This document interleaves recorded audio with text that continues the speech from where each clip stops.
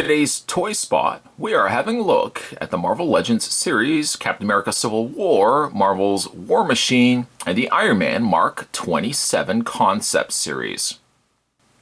Spot picked this up from Toys R Us. I don't know if it's actually a Toys R Us exclusive, but I've not seen these anywhere else, especially the Mark 27 concept suit. Down below it's advertised as Captain America Civil War, and on the other side, the flip end of it, Avengers. Spin around the side of the package, you've got an image there of War Machine. Spin around the package on the other side, you've got an image there of the Mark 27. Finally, on the back, the read-up says War Machine is ready for action with his battle baton and the best in Stark technology. The rest of it is all in other languages. As for the Iron Man Mark 27, the Iron Man enters stealth mode with the camouflaging capabilities of the Mark 27 armor. To check out more from the folks over at Hasbro, you can go to www.hasbro.com/The Avengers or Avengers. Spot's going to take a break and get this opened up. When we come back, though, we're going to get a better look at the Captain America Civil War, War Machine, and the concept series Iron Man Mark 27. There's more heading your way, guys. Don't go anywhere. Stay tuned. Okay, so now that we got them out of the packaging, let's get a better look at the figures. We'll start with maybe with a concept series Mark 27, just because it seems like the more unique figure of this set, even though my interest, I think, gravitates more towards the War Machine in this instance. What can we say about the Mark 27? Well, we can say it's very bright. Stealth-wise, I understand it can camouflage and it has camouflaging technology, but I don't know, out of the factory box, so to speak, it's a very bright, non-stealth looking suit. In fact, the blue and the orange, I'm not crazy about it personally. It's not one of my favorite looking color schemes. Armor-wise, I like the armor. I just don't really care for the very brightness of the orange. Let's bring the camera in and have a closer look at the figure. To a testament, they have done a good job of adding the indication that the arc reactor is lit up, or it's pulsating a white light, as they've done a little bit of an airbrush effect on the torso itself. Nothing really in the eyes, which is good because I think that same sort of thing in the eyes would have just made it look messy. Speaking of mess, though, not really any issues with the paint. It looks like the default color of plastic used almost comes across like it's a somewhat translucent blue, even though it's not. But it has that waving kind of textured look to the plastic. I've seen this sometimes with Transformers, where the type of plastic that they use, you can look closely at it and you can see like all the very different variations of that color in the plastic. I guess it adds to it. What doesn't really add to it, to be honest, is the orange. I don't like the two colors. I feel like it's crossing guard or, traffic cop sort of Iron Man here. He just screams to me like safety Iron Man. Not my favorite look, I'll admit it, but if you do like the color scheme, that's your opinion. We're all allowed to have opinions. He does come with some accessories. He actually only comes with 2 accessories. He comes with what looks to be carryovers from original War Machines, as he does have a little post here, or kind of a pulse cannon, so to speak. As you can see, it's really warped. I'm going to have to heat that up and try to bend that back into place. The coloring is not complementary, I would say, to the Mark 27. In fact, the only coloring that looks remotely close to it is the joint area of the elbows, which shares a very similar color, but it doesn't look like it really goes together. However, you can take it, and there's a little post on the back here, and just plug that into place. And then what you can do is there are 2 posts, 2 holes on the back of the figure. Simply just plug either or, depending on whatever works best for you. Plug that into place. And the Mark 27 has a cannon. No worse for wear, I suppose, but it doesn't really go with the figure, unfortunately. If it was carried over like a blue, it would work. I'm not really digging the choice of color scheme. but it does have some posability. This does not rotate, which I thought initially it would have. However, you do have the neck at the top there that adjusts, and I guess to some extent this rotates only by sheer virtue that it's plugging into the back of the little hole area there. And then this can also hinge back. So I guess you can kind of keep it out of the way if you don't want to have him, you know, with the cannon completely sticking forward. I think for the purpose of the rest of this review though, I'll just take it off because I fear that moving it, especially looking at his posability, I might potentially do something to it. So we'll just leave it off for the time being. Overall, I like the face. I like the suit. The suit design is good. It's familiar to me. It looks like an Iron Man suit. It's not too out of the way. It's not like Shotgun or Shade where it looks like, doesn't really look like an Iron Man suit. This looks like an Iron Man suit as a pro. As a con, I just don't like the coloring. And areas, especially like in the thigh area, gets a little muddled when it comes to transitioning from the yellow, or the orange I should say, to the blue. It's a little on the sloppy side. But I guess, you know, if you want to get all these extra Iron Man suits, you know, above and beyond the ones that we've gotten a great deal of exposure to in the movies, you know, this is a good set to pick up.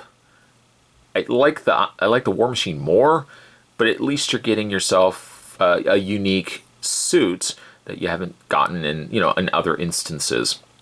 When it comes to his posability, his head is on a really good ball joint, no issues at all there. Shoulders hinge out, and even if you want to move the arms a little bit further out, you can see the shoulder pads are on their individual hinges, so they stay out of the way. I like that. There's a swivel in the top area, right where the bicep cuts to the actual shoulder socket. As well, he has a double hinge in the elbow. I am certainly not overlooking the fact that I'm sure this figure has been reused from a previous mold, of simply just repainting it for the purpose of the Mark 27. The hands do rotate, and it looks like that the top area, if anything could have been retooled, could possibly have been retooled right there. The hands do rotate. They do also have a hinge socket there. Upper torso ball joint. No secondary joint attaching it to the waist. However, you do have a good range of motion in the legs. Top swivel cut thigh, double hinged knee, and finally, not only a hinge in the foot, a mild rotation. The culprit is the back here. It doesn't really allow for a lot of motion because it's covering over the back boot area. It's basically like a back boot cup or cuff that's covering over the foot there. Different, I like that, but it does limit a little bit of posability in the foot section. So there is the Mark 27 in all its bright orange and blue splendor. It still looks like I would want to call it like crossing guard Iron Man. I don't know. At any rate, the figure, the draw for me in this particular release, and all the more reason I would say if you want to get a good release 2-pack, it would be for War Machine here. He looks awesome. I think he turned out really good. I don't feel like he has been carried over from previous figures, but I can't 100% confirm that. It does look like he has, if anything, some new toolings, new mold areas that have been changed out. He's a big, bulky looking suit, as War Machine should be, with some nice little details there, like Lieutenant Colonel James Rhodes. Get a little star and somewhat winged deco there, number 003 on the bicep there. It's hard to pinpoint the texture of this plastic. It doesn't feel slick. It has a matte finish to it, but it doesn't feel like many other figures. Very, very hard to describe. In fact, if you can maybe look closely here, I don't know, it's really hard to describe it. It almost feels like some, and this is going to be the worst comparison I could probably make, it almost feels like some cutlery you would get for the kitchen, plastic cutlery, where it feels, it's almost got like a satin finish to it, as opposed to feeling like, well, it feels very different than the Mark 27. Face is good, I like the coloring on him, as muted as the coloring might be. Other than a few areas of silver, the majority of the color is more of a dark gunmetal gray. I do, though, like the proportions of him quite a bit. And he comes with a multitude of different accessories. For starters, he comes with 2 interchangeable hands. These are more closed fists, whereas the ones defaulting from package are more open fists. Or open hands. I might just leave those hands as is. No sense for me changing it to closed fists because it doesn't really serve much purpose. But you can pull them out. They're a little harder to get to because he's got the this cuff area or plate that goes over his hands. You just want to pop the hands off. And again, they just pull right out. A very deep, deep socket there.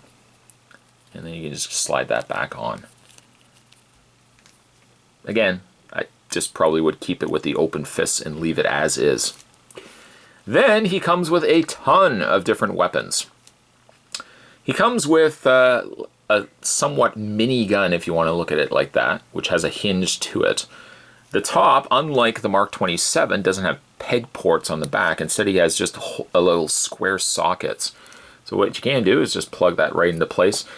Some of these don't sit as well as others. In fact, you have to really apply a lot of pressure in some cases to get like the actual blaster or shoulder-mounted cannon to stay in place. And it does stay there, but it sits very loose.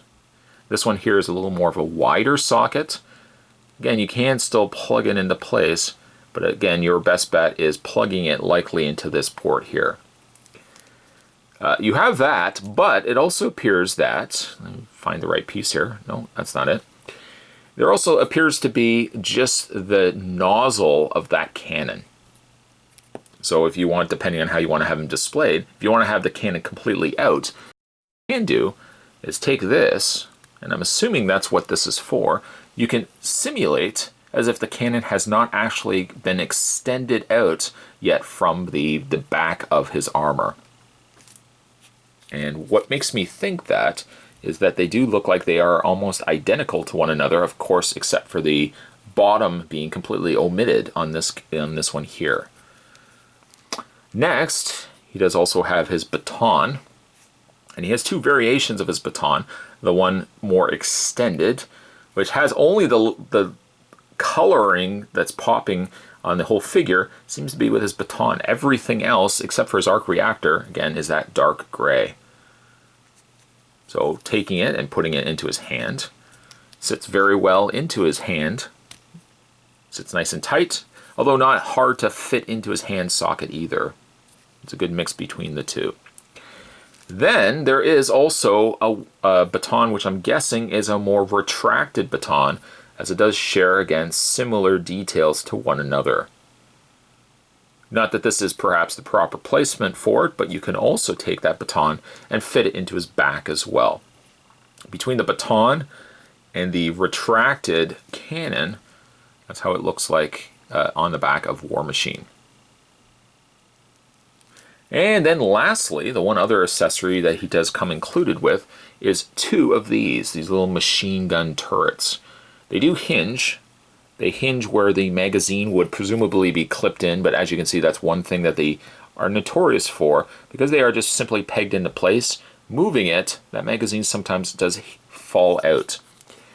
Now, I could not figure out for the life of me where these go because there was no instructions included with the figures. However, I did find a slot on the very back of his arms, which makes sense as to that being the case where these would be pegged in. Simply take the notch, the little slot there, attach the 2 together in a happy marriage, and you can get those little machine guns attached to his arms. And you can do the same on both sides, as he does come with 2. Again, you can just take that and clip that into place, just like that, and you can attach the 2. Now you could necessarily, you don't have to have the magazines both out, you could close them back in, and it just adds a little extra firepower to War Machine. When it comes to his posability, it's about the same as the Mark 27. War Machine's head is on a ball joint, but it also appears to be, no, I thought initially it might have been a hinge joint, but it's actually just a ball joint. Same sort of rotation or hinges on the shoulder area. They hinge out, forward and back. A rotation at the top bicep cut, double hinge elbows, rotation and hinge in the elbow, and the wrist area there. Full ball joint in the torso, ball joint legs, swivel thigh, double hinge knee, and hinge and pivot in the foot. He's kind of got the same issue that the Mark 27 has because he's got the cuff of the leg armor that goes over top the back of the boot. It does limit it a little bit more, but it does seem to have a little bit better posability than this one had right here. Personally, for everything that he has, I think really the better of the two figures and the more reason to get this set is for War Machine right here. Taking, though, nothing necessarily away from Crossing Guard Iron Man, we'll keep calling him that, at least you get yourself a different concept figure of Iron Man. It's nice to add it to the Hall of Armors, but to be honest, I think the real price of admission, though, is War Machine here. Spot found this set at Toys R Us. I don't know if that would be the only place where you can find these, but I would say well worth the set, if for anything, just this guy right here. Today's Toy Spot, we were having a look at the Hasbro Marvel Legends series. This was the Captain America Civil War release of War Machine and the Mark 27. Stay tuned, guys. Spot's going to have more Toy Spots heading your way. As always, thanks for watching. See you next time.